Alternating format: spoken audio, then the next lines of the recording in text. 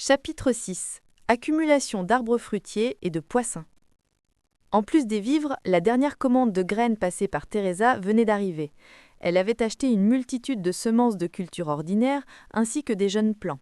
La plupart des légumes étaient faciles à semer et à faire pousser, mais pour certains, comme les patates douces, il lui fallait obtenir directement les boutures. Les graines coûtaient presque rien, et même les plants de patates douces étaient proposés à un prix dérisoire. Après avoir effectué un achat massif dans une grande maison de semences, elle demanda par curiosité s'il y avait d'autres plants disponibles. À sa grande surprise, le propriétaire du magasin lui en offrit spontanément quelques-uns de plus. Pour ce qui concernait les arbres fruitiers, il était beaucoup plus judicieux d'acquérir des arbustes déjà âgés plutôt que de démarrer à partir de graines. Faire pousser des arbres fruitiers depuis zéro demandait énormément de temps et de patience, alors que choisir des plants de 10 ans permettait de gagner du temps tout en restant économique. Ainsi, un pommier de miel d'élite âgé de 10 ans ne coûtait qu'entre 70 et 80. Teresa fit donc un investissement conséquent en achetant un large éventail de jeunes arbres de cet âge.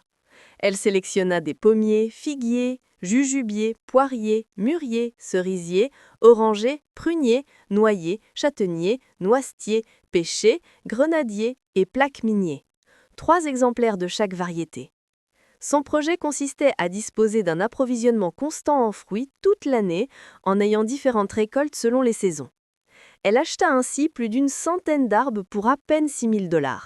La surface nécessaire restait réduite, moins d'un demi-hectare, et elle choisit de les planter à droite de son bunker.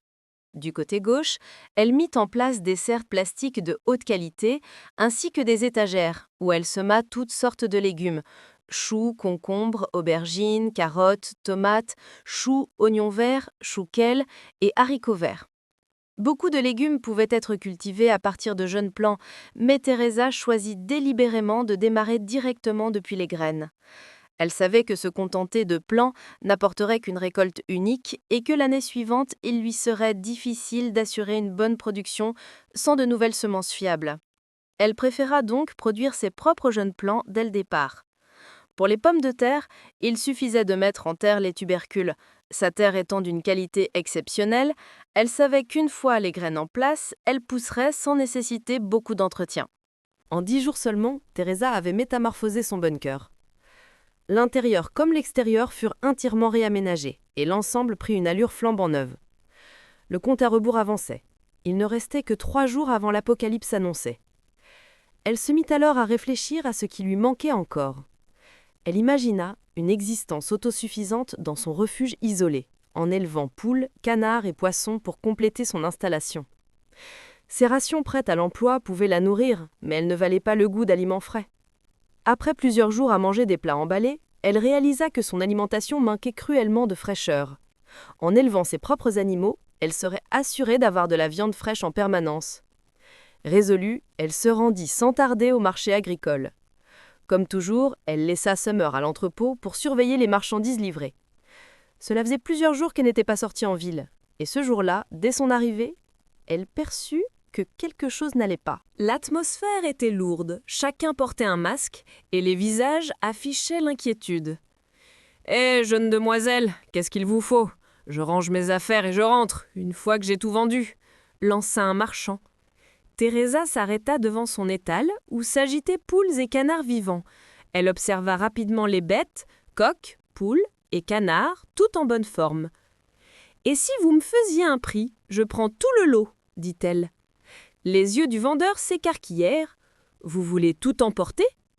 Teresa confirma d'un signe de tête. « D'accord, alors je vous les laisse à 10 le kilo. Normalement, je fais 15 pour les poulets et 11 pour les canards. » « Ça marche, » répondit-elle sans hésiter.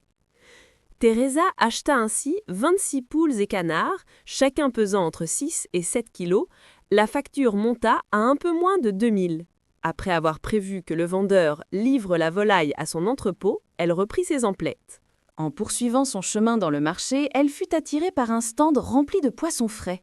Une idée lui traversa aussitôt l'esprit.